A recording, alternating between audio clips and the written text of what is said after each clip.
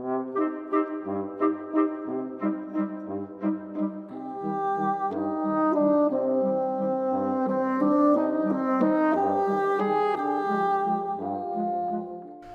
fellow word nerds. Let's talk language, not as a boring rulebook, but as a city. Loud, messy, alive, like Shanghai at rush hour meets Shakespeare on espresso. But here is the twist. Somewhere along the line, 高考 deja vu.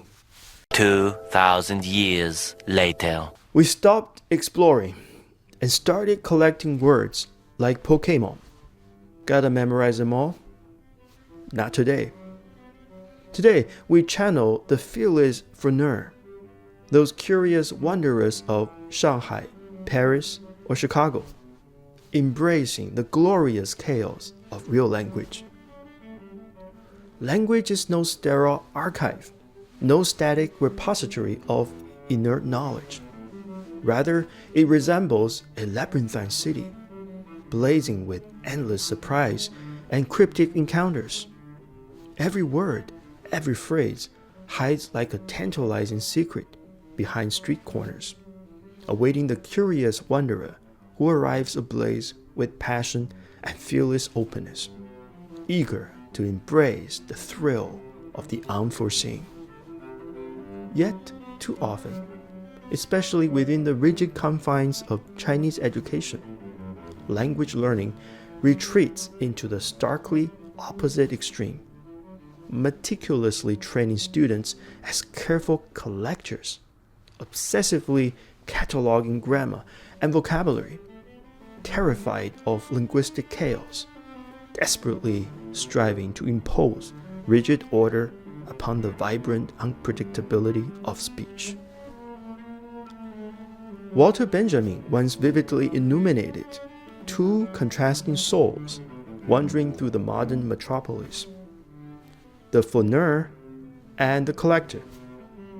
The flaneur roams city streets without maps or predefined destinations, driven purely by curiosity, savoring serendipitous encounters and delighting in the accidental joys of discovery.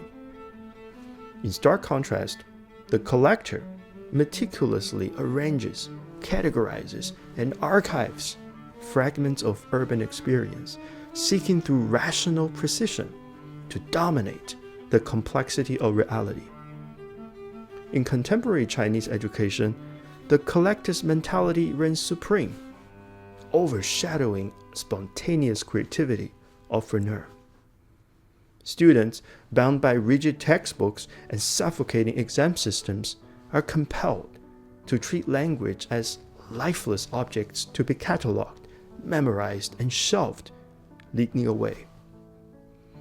English becomes not a medium of human expression, but a trophy in an academic competition. Reading is reduced to clause tests and multiple choice traps. Writing devolves into formulaic structures devoid of voice. Listening becomes an exercise in deciphering accents rather than understanding nuance. Speaking, tragically, becomes the final frontier, approached with anxiety and apology rather than confidence and curiosity. The result is tragically evident. Students capable of reciting grammatical intricacies, yet utterly paralyzed in genuine conversation. The fluency sacrificed at the altar of sterile accuracy. They grasp only the brittle husk of language emptied of fiery soul. They become proficient technicians of language, but never its poets, never its philosophers, never its provocateurs. Yet language was never meant to be merely collected. It is meant to be passionately lived, courageously explored, and boldly embraced. Those inspired by the flaneur spirit liberate themselves from stifling classrooms and immerse themselves bravely into real-world interaction. They read widely, not to accumulate words, but to feel the breath of language itself. They write boldly, not to avoid errors, but to chase clarity and insight. They listen, not with ears trained only for correctness, but for rhythm, tone, subtext. They speak not to impress, but to connect, to be heard, to be misunderstood, to be human.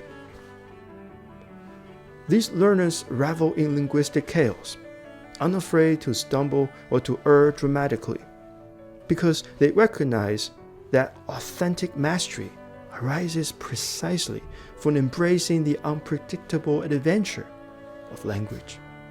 They know that fluency is not achieved by fearfully collecting linguistic relics, but by dancing madly to the living language, letting its wild energy possess and reshape them. My own educational endeavor embodies precisely this aspiration, to ignite the dormant furnace within every learner. By teaching vocabulary through vivid, lively storytelling and guiding students through nonfiction books with a thorough yet critical lens, I seek not merely to impart mechanical knowledge, but to cultivate fearless curiosity and impassioned inquiry. I aim to turn vocabulary into memory, into metaphor, into meaning. I push students to read, not just for answers, but for patterns, for politics, for poetry. I ask them to write, not for perfection, but for purpose. I challenge them to speak as thinkers, not parrots, to listen like critics, not transcribers.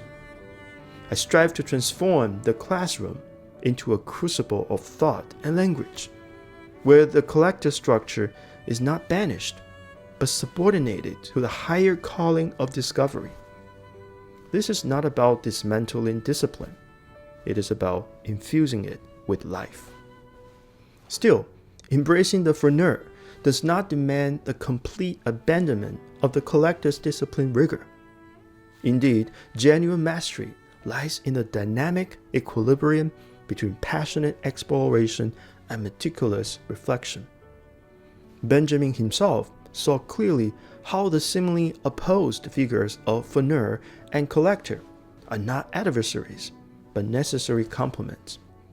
The furneaux needs the collector's structure as an anchor, while the collector must draw from the furneaux's boundless creativity to keep language alive and meaningful.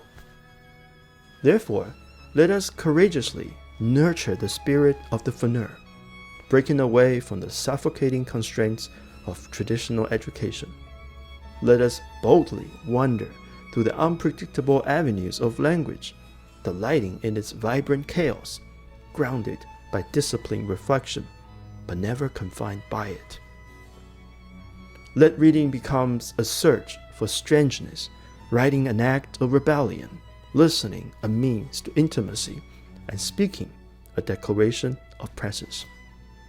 Let us turn language learning into a passionate adventure, roaming freely to every hidden alley and undiscovered streets of the linguistic city, until English becomes not merely an acquired skill, but an exhilarating, vital part of our very essence.